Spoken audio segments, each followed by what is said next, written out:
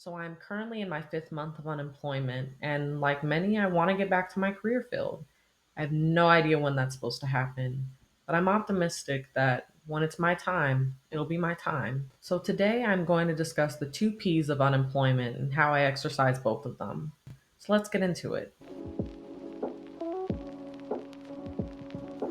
So, what are the two P's?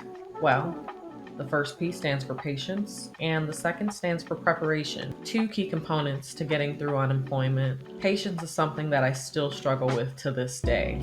I have to often tell myself, hey, it's just not your time. And, you just have to tell yourself that, reinforce that. And I hope that eventually it sticks, but it's been an ongoing battle for me personally. Preparation has brought me comfort since it allows me to focus my energy into what I'm doing.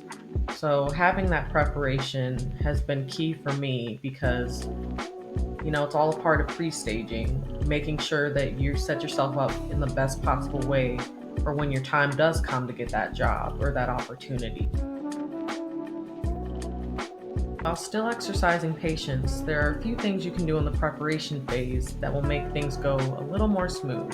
So, one thing is working hard at what you're doing in the meantime. And this can be through hobbies, volunteering, and of course, your job search. Another thing you can do is work on your skills based on your situation. Are you seeking a specific skill set? Consider getting a certification. Have a specific trade you want to be skilled in? Maybe go to trade school. Not sure what you want to do? Consider joining the military. In college or right out of college, consider getting a paid internship. No education but have the funding? Get a bachelor's degree. Have a college degree? Consider getting another degree like a master's or a PhD. Another thing that's important is being interview ready. This means having your resume down pat, having your cover letter outline present so that you can cater it to the specific jobs. Cast a wide net with your job search so that you're opening yourself up to different kinds of opportunities. Take opportunities to work on your interviewing skills. And by this, I mean when you're reached out to by companies that you're potentially interested in, but you're not even sure if you have much of a chance. One, you might actually get the job. You never know. Two, it's practice. Practice makes perfect, and the more practice you can get with interviewing, even throughout your career, you should do it every so often just to have those skills because you never know what's going to happen with a company. So, another thing that's important is to be open to different opportunities. And by this, I'm referencing specifically when I was working at a grocery store and a recruiter reached out to me about a data entry position. This was remote and it kept me safe during 2020 through 2021. I didn't have to be in the environment I was in. That was a blessing. But if it wasn't for this position, I wouldn't have been able to get my quality assurance position. Working one job as a stepping stone takes patience, but it ultimately gets you where you want to be.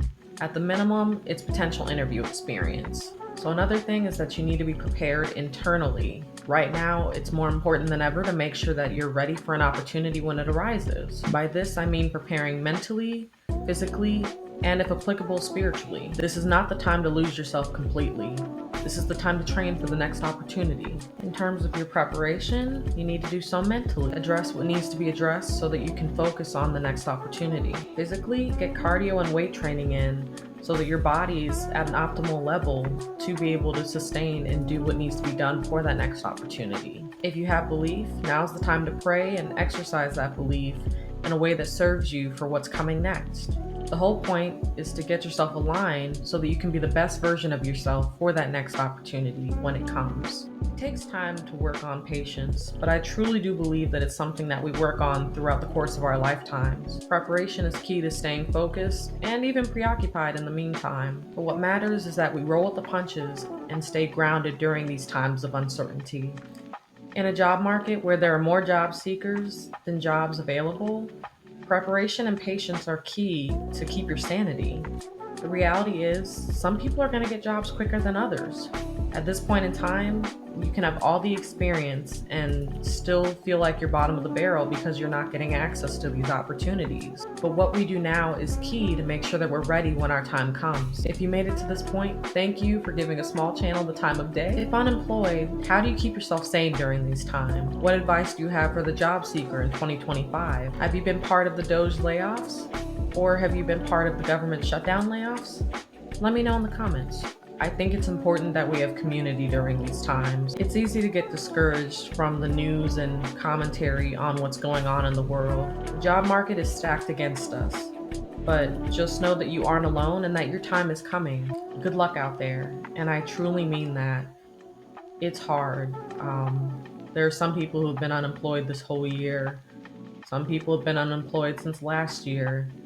Unemployment either way is not, it's not good, it's not fun, it's not keeping families safe, it's not ensuring security, the bare necessities. What matters is what we're doing in the meantime. So keeping that patience, keeping that preparation, I think that that's going to go pretty far.